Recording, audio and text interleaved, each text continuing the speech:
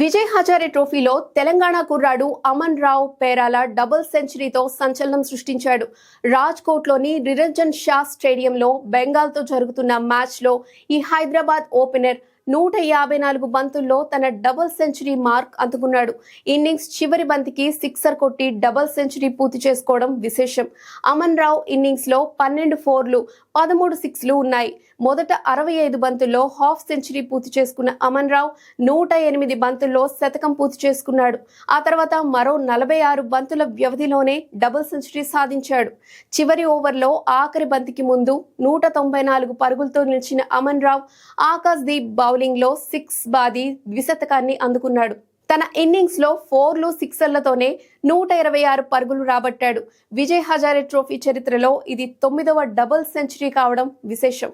ఈ 21 ఏళ్ల యువ క్రికెటర్ డబుల్ సెంచరీ గాలివాటం అనుకుంటే పొరపాటే. కరీంనగర్ జిల్లాకు చెందిన ఈ కుర్రాడు గత కొద్ది కాలంగా దేశవాళీ క్రికెట్ లో నిలకడగా రాణిస్తున్నాడు. ఈ టోర్నీలో కూడా పటిష్టమైన బౌలింగ్ ఉన్న బెంగాల్ పై అమన్ రావు పరుగుల వరద పారించాడు.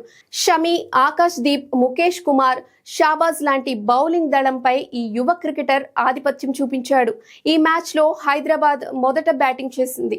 ఓపెనర్ అమన్ రావు ప్రారంభంలో ఆచితూచి ఆడినా ఆ తర్వాత క్రమంగా బ్యాట్ జులిపించాడు. ఇన్నింగ్స్ చివరి వరకు క్రీజ్ లో ఉండి డబుల్ సెంచరీ పూర్తి చేసుకోవడమే కాదు, జట్టుకు భారీ స్కోర్ అందించాడు. అమన్ రావు ఇన్నింగ్స్ తో మొదట బ్యాటింగ్ చేసిన హైదరాబాద్ నిర్ణీత 50 ఓవర్లలో 5 వికెట్ల నష్టానికి 352 పరుగులు చేసింది. అయితే ఐపీఎల్లో అమన్ రావు పేరాల రాజస్థాన్ రాయల్స్ జట్టులో ఉన్నాడు. ఐపీఎల్ 2026 మినీ వేలంలో అమన్ రావును 30 లక్షలకు రాజస్థాన్ సొంతం చేసుకుంది. 2025 మెగా ఆక్షన్లో వైభవ్ సూర్యవంశీని తీసుకున్న తర్వాత ఈ 14 ఏళ్ల యువ క్రికెటర్ ఎలాంటి విధ్వంసం సృష్టిస్తున్నాడో తెలిసిందే. 2026 మినీ వేలంలో టాలెంటెడ్ అమన్ రావును తీసుకుంటే డబుల్ సెంచరీతో చెలరేగాడు.